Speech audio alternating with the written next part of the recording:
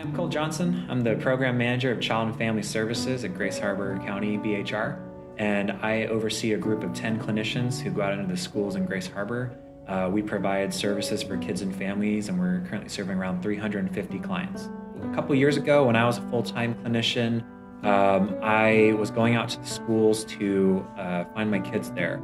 I went to 3 schools, and when I became manager a couple years later, I thought, why aren't we going to where their kids are? And so we expanded our programming, and now we're in 28 schools in Grace Harbor.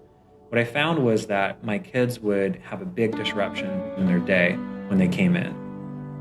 So they'd come in for my 9 o'clock session, and at 10 o'clock they'd say, all right, bye, see you later, I'm going home. And I'd say, wait, why are you going home? Aren't you gonna go back to school? It's only 10 o'clock. And the kid would tell me some excuse along the lines of, oh, I'm exhausted for the day, or oh, well, I already came here, might as well not go to school.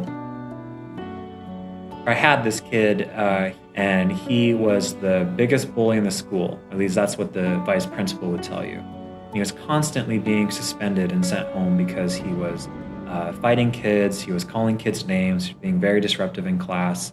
This is the kid who got those labels of like, you're the troubled kid, you're the bad kid. And he believed those things about himself. And so when I had my first session with him, he was completely gone from school. They weren't letting him back in. They wanted to make sure he had a mental health assessment to make sure he'd go back to school. So in talking with him and working with the school, we were able to get him back into the school full time. We made a big plan with the vice principal and the teachers. So at first he went back to school for an hour a day after school. But he was there in the computer lab for an hour doing like 15 minutes of math, 15 minutes of history, 15 minutes of science. He still wasn't getting an education really, and he wasn't with those friends and those peers to develop those skills.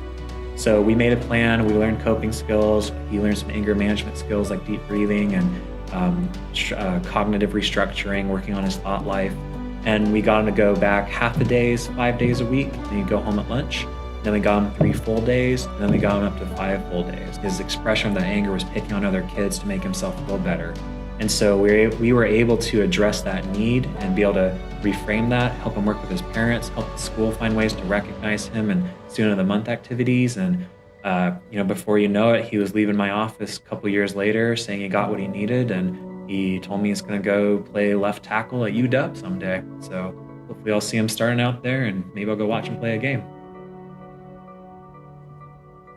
BHR is an organization that cares about people and cares about helping people overcome obstacles and learn new skills and to grow. Specifically on our kids team, our clinicians are all about our kids. We know that they're the next generation, that they're the next leaders, that they're the next individuals who are going to make a change in this world. We believe in what's called a ripple effect, which is where when you throw a little stone into a river or a pond, the ripples go out and can affect other people. And that's what we believe. One person at a time, we can make a difference and we can help these kids. And so BHR is all about helping the community grow and get healthier and to grow with them.